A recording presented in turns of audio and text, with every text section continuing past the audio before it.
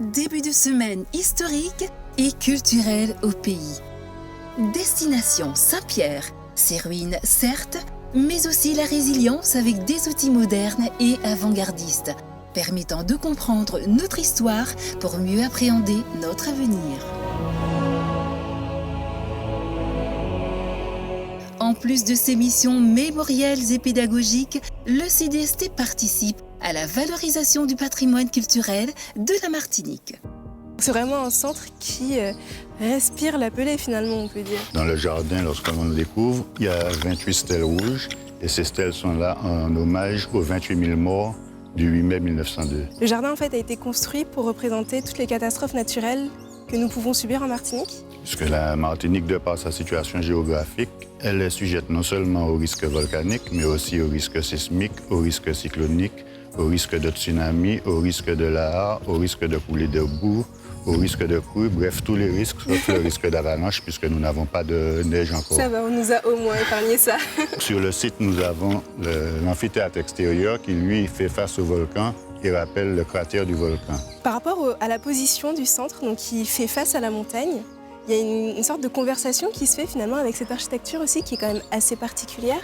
Le bâtiment a fait appel lors de sa construction aux dernières innovations en matière de génie parasismique pour en faire un bâtiment qui est en fait conçu comme un pont qui est déposé sur 6 piliers et le fût sur des appuis en néoprène frété.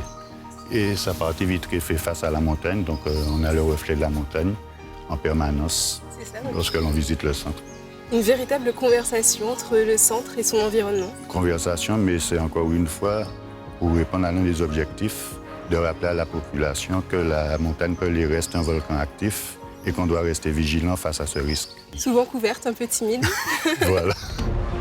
Pour mieux comprendre Dame Pelée, un espace entier lui est consacré à l'intérieur.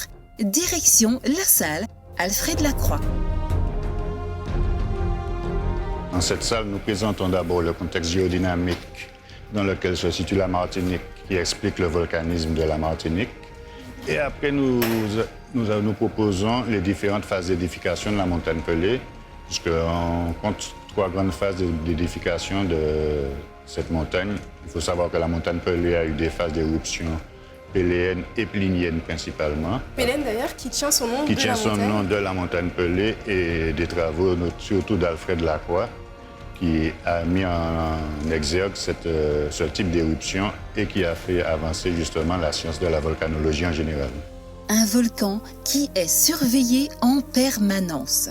En quoi consiste cette surveillance? La surveillance au niveau de l'activité sismique autour du volcan, au niveau de la taille du volcan, puisqu'un volcan en activité a tendance à gonfler. On ne le voit pas à l'œil nu, mais eux, ils ont des capteurs.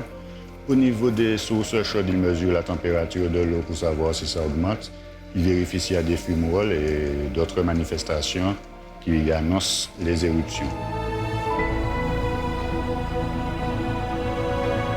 Maintenant que nous avons vu les risques auxquels la Martinique est soumise, que nous en savons plus sur la Pelée, Ambre nous emmène musée Franck Perret au lieu de la mémoire de l'éruption de la montagne Pelée. Récemment, le mémorial a été rénové. Exactement. Donc en fait, il faut savoir que le mémorial de la catastrophe de 1902, c'est un musée qui bénéficie du label Musée de France.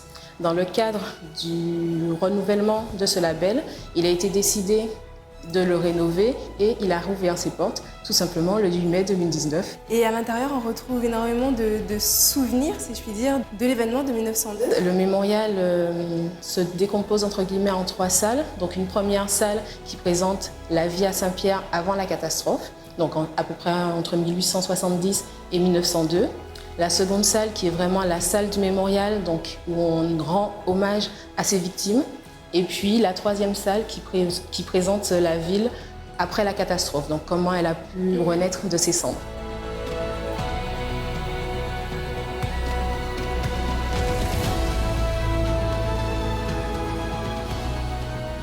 La deuxième salle, c'est celle mémoriale avec, très solennelle je trouve, la cloche au milieu qui a été détruite par l'éruption, symbole un peu de tout ce qui était église et religion et tous les noms autour. Nous, on s'attache vraiment à la partie humaine de cette catastrophe et donc C'est pour cela que ça s'appelle maintenant le mémorial, parce qu'on rend vraiment hommage à ces victimes.